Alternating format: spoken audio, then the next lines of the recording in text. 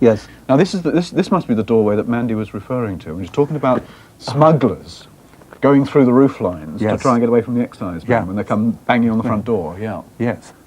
This is a mess. This is incredible. Just look, there is this great beam running along here, the rafters rising up. So what we got? We go 18th century frontage. Yes. Okay. Yes. With that nice Georgian facade. Right. That's the outer brick there. Then the inner brick is the Elizabethan. That's the casing in brick. And that has cased a timber building, which is early 16th or perhaps very late 15th. That's right, which is this one here. Yeah. Although it had undergone many cosmetic changes over the years, it was clear that the front of the house was a timber-framed building. And despite its current Georgian facade, Mac and David suspected it could be the oldest part of the property. Hey, wait a minute, what's this? Oh, that's quite a deep hole, isn't it? Incredible. That's last lined, isn't it? It is. Yeah. Yes, it is. That's the plaster. These are quite loose. Let's take this off. Let's have a look. Good grief. They must go back a good 6 foot. It extends back here. There's the chimney breast. Oh, yes. Quite extraordinary. This could be a priest hole. Priest holes were places where Catholic priests would hide when on the run from the authorities in the 16th century. Well, we're certainly in the right period for it. I'm always amazed how small a little cubbyhole priests seem to have curled themselves up in when necessity demanded it. That's 18th century plastering the other side, isn't it? It is. So priest holes were all right for Elizabethan, but it's so that's into the ridiculous for 18th century. 1700 and something. So we're more likely to be in more into our contraband or something. This is a hideaway. It's so smugglers again, isn't it? The next step was to delve into any existing archive material. So Judith spent the following morning trying to find the deeds for David and Mandy's house. Unfortunately, the originals had disappeared. But Mandy remembered meeting somebody who claimed to have duplicated the deeds 40 years ago. Local historians like Clarice Jakes are invaluable sources of information. I was hearing that you might have copied some deeds from Mandy's house. Is that true? Yes, I knew Charles Winter, who's a chemist, and I was very interested in the house, and he took me over it and talked about it, and then he said he had a bundle of old deeds if I'd like to look at them, which I did, and you actually copied them.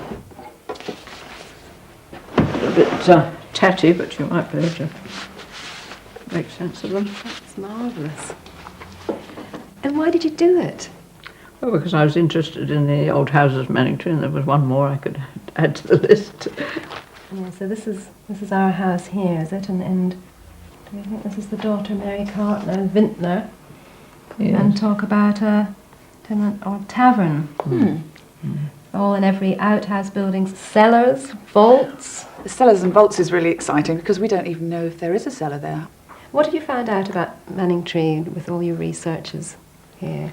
Well, it was there seemed to be some very wealthy people, merchants, occupying the houses because in their wills they left quite a bit of property and also had businesses in London. And so I think with the dock and the ships going down to Harwich and the continent, it was quite a busy place.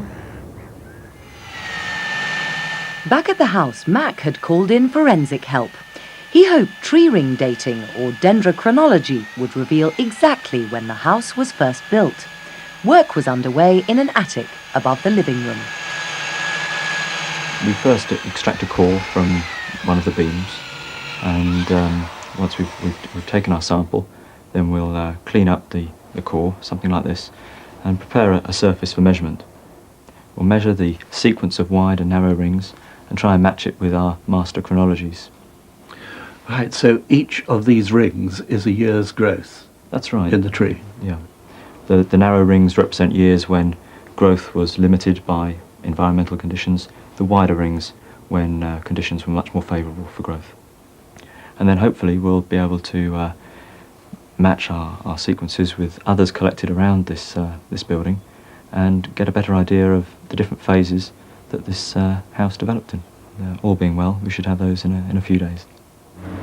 While Mac worked on establishing the age of the building, David was concentrating on the location, in the hope it might reveal more about who might have lived there. Now this was the site of the Church of St Michael's. Could you tell me, is there any connection between the church and the house? Yes, this was the west wall of the church, and it was the common boundary between the church itself and the property, or burgage, on which your house actually stood. The church was put here in 1616, not the original site of the medieval church. Because of redundant, it was then pulled down and houses put up. But it all stood on the marketplace. And if we just go down here and have a look at the infill in the market area. Having surveyed the town, David turned to local maps for further clues. So what I'm doing is looking at a base map, which is an Ordnance Survey map, because that's the most accurate, and then looking for clues. And this is where you are. I picked out the plots that we're interested in purple here, next to the church. And I think that they are two which have been amalgamated somewhere towards the end of the 16th century. It's fascinating. And I picked out what I think is the earliest building, with its frontage on the Market Street. Absolutely critical area, because that's the selling area. Yes. Sent for a pan, peaches or nectarine? David's analysis of the map revealed that the original owner of the house was almost certainly involved in trade. Manningtree is still a market town, but today's stalls have moved from the high street. Come on, you lucky people. It was time to come up with some names. That meant spending several hours the following day at the archives in nearby Colchester. The documents confirmed the detectives' theory that the two houses had indeed been one. Could they also reveal the identities of former owners? We can find out quite a lot from things like census returns about who lived in the house. In the 1841 census, John Webber, who was living in the house, was a banker's clerk. The house we know was owned by a family called the Nuns, who were a very important family, local family. What's great knowing that we had a bank on your premises. The library here in Colchester actually have some checks. Wow. There's the Nuns. They're beautiful, Bang. aren't they? Aren't they lovely? Now, your house, as far as the earlier records are concerned, could be in one of two families, as far as we can see. And the key to all of this is a rental of 1628, when we have two possible names. Either the name is Taylor or the name is Edwards, both of whom own property on one side or other of the chapel. And Richard Edwards, for me, is a nice one because he holds two tenements which have been amalgamated.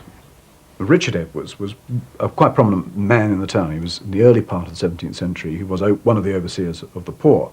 And we've also got him in a petition of 1611 talking about the chapel in the town.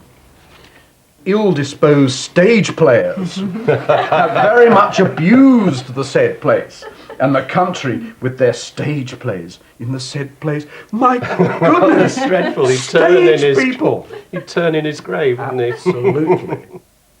The petition criticising stage players, which Richard Edwards organised, led directly to the building of a new church in 1616, right next door to his house. This was the church which Ron wanted to know about. It was demolished just 30 years ago. Edwards, a well-off middle-class merchant, embodied the period's puritanical fervour. He considered himself to be one of a chosen few, whose mission was to make sure local people lived strict and sober lives. It was during the bitter divisions of the Civil War in the 1640s that Edwards may well have invited the Witchfinder General in to prove he meant business. The Witchfinder's victims were old and defenceless. Their crimes were often no more than believing in the odd superstition. Now, this is, David was what pretty I was telling certain you he'd about, uncovered a clue on some plaster at the back of the house which could prove whoever lived here was afraid of witches. Recently, we went to Colchester Castle, and the guide pointed to the similar sort of inscription and said that it was used to ward off evil when they closed doors or windows, because it's a witch's rose. Yeah, well, it's actually, I have to say, quite a common decorative technique, those circles. But, on the other hand, it certainly was used by white witches to actually bring in good spirits. There was no way of telling if the plaster was merely for decoration or a symbol of something more sinister. The week was rapidly drawing to a close, and there was still the matter of the smugglers' tunnels to clear up. Mandy and David had been told the cellar was under their shop. This time the detectives turned to pulse radar to help them work out what might lie under the floor. The technology was the same as that used by the police in the case of serial killers Fred and Rosemary West. What the radar does is to send a pulse in the ground, pulse of electromagnetic energy, right, and you get an echo back from anything within the ground. It's an equivalent technique to sonar, but in this case we're going through solid earth. The radar here will actually build up plans, provided you do the scanning line after line. But at the moment, what we're doing is we're just showing one simple cross-section. Right. This area that I'm pointing to there and there could be an old construction, maybe a set of stairs, or maybe a tunnel that at some time has actually been filled in. The temptation proved irresistible, and later that day they decided to dig up the floor. Mandy's dad Jeff, who's a carpenter, lent a hand. The deeds clearly mentioned a cellar and vaults, so perhaps the stories of tunnels were true.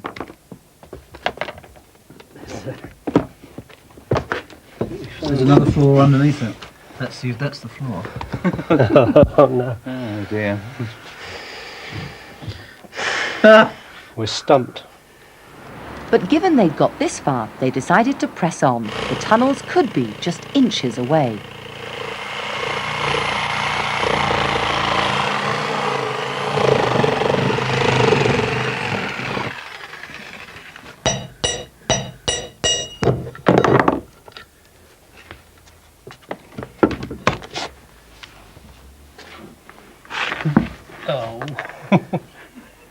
Doesn't look like anything there at all. Just looks like soil down there. Damn. Well, we had a go. Yeah, pity. Well, I've been told actually there's murals in the house somewhere. A local builder had told Mandy that he recalled covering up some medieval wall paintings about 20 years ago. Completely hollow. It is actually. I mean, it seems like as if it's dressed with something like hardboard or something. And And I've been severely tempted to open it up before. Really? But now, I think we Think just go have for to it. go for it and have a look. With the disappointment of the cellar behind him, Jeff turned his attention to the hardboard wall. Looks like a whole panelled wall. Certainly. Yes, that's when it needs a moulding. Wow. Go for it, go for it. I'm going to take it off. Oh, wow. As the false wall was ripped away, no sign of murals, but instead good quality 18th century panelling. Oh, wow. Brilliantly. Oh, fantastic. Great. Wow, wow, wow, wow, wow, wow, wow. Just amazing. I just had no idea. Fantastic. Look at that. Wow. I mean, this is seriously good panelling. I mean, it's really exciting. I mean, Oh, I've gone all hot. So what's this that's been stuck on? Just a piece of newspaper? yeah, 1864. Fancy covering it up. This part of the house, we reckon, Yeah. was redone Yes. in the 18th century. And there you are. After the excitement, the detectives gathered everyone together in the Roses' living room to present their findings. This is almost a history of English architecture in one building. So where did it begin? Well, it began in this room, Really? in this area that we're in here. This dates to 1483. That's a dendro reading.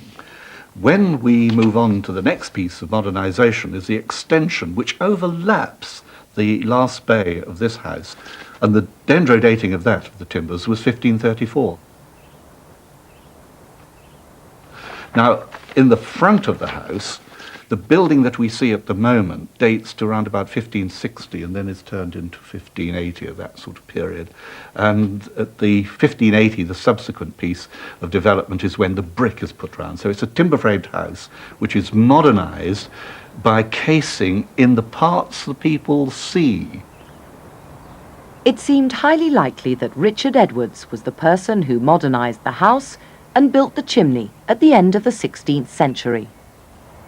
But it doesn't stop there, because we then find In the early part of the 17th century, they modernised the building again, and we get the bit which is Ron's, and also the shop.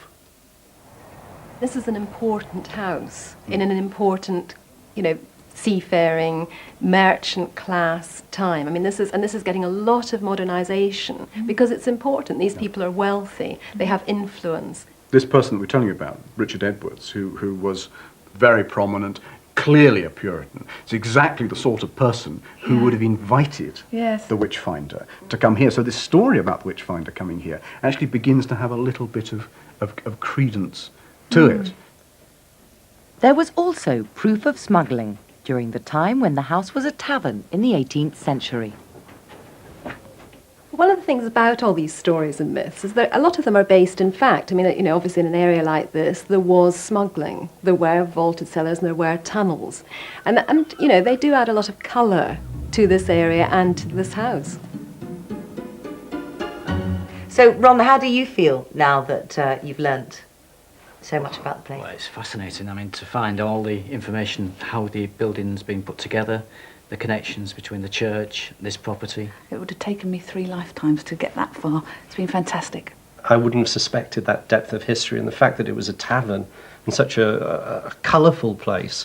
And on top of it all, you start off with this puritanical Mr. Edwards who hated street entertainers. What I want to do actually this afternoon is dig up this floor and then go and sort out the rest of the panelling in the bedroom and then have a look at this hole in the roof, really.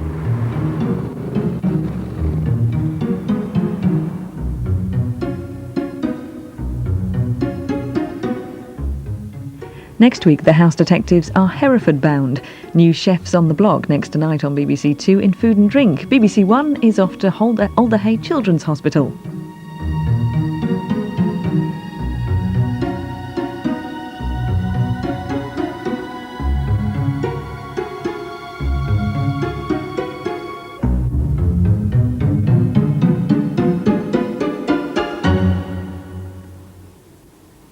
Be your own house detective. There's a BBC book to accompany the series, available now.